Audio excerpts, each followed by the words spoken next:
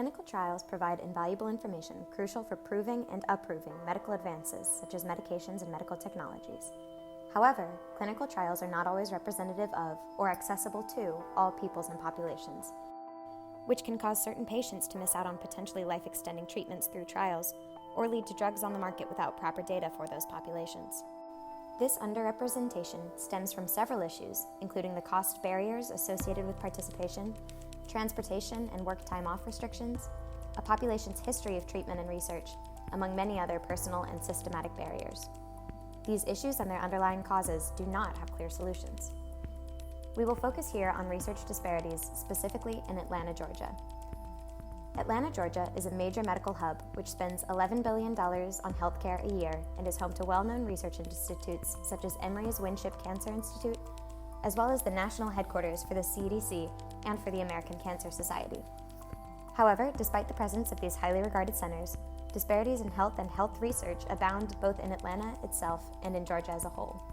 Georgia is a highly diverse state, with 44% of the population identifying as people of color, higher than the national average of 37%.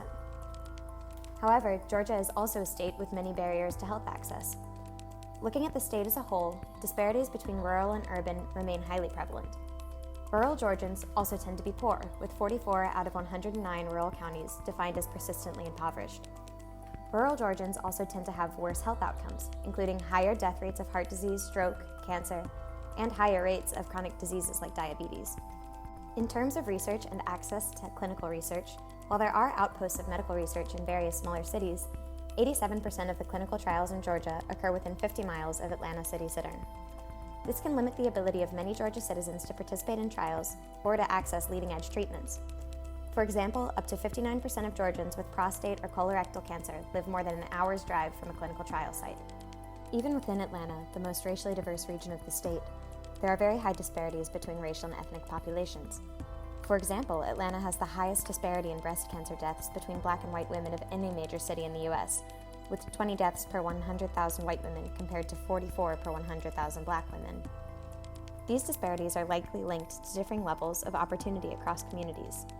In Atlanta, different neighborhoods have different racial makeups, and neighborhoods that tend to have a higher white population also tend to be wealthier, whereas the opposite can be said for those with high Black populations. For example, only 6% of white children in the city live in neighborhoods with high concentrations of poverty, while 80% of Black children do. Typically, populations with lower incomes tend to participate less in clinical trials, often for financial concerns. Poorer and predominantly Black neighborhoods also tend to have less access to vehicles, and while public transportation is expanding, the average commute by train or bus is still a steep 53 minutes. This is an issue when we look at the distribution of clinical research centers, many of which are found in the wealthier, wider areas of the city. With such differences in care, treatment, and research, unsurprisingly, vast differences in life expectancy prevail. Even within a single county, life expectancy varies by years. In zip code 30305, one of the wealthiest areas in town, people live to an average age of 84, while down the street in zip code 30314, the average life expectancy is just 71 years. The Georgia government has previously made efforts to highlight and address equity issues. However, the last and only health disparities report published by the state was published in 2008. Meanwhile, the Georgia Department of Health website lists not a single name, email, phone number, or initiative of its Office of Health Equity. However, there are many outside initiatives working to improve disparities.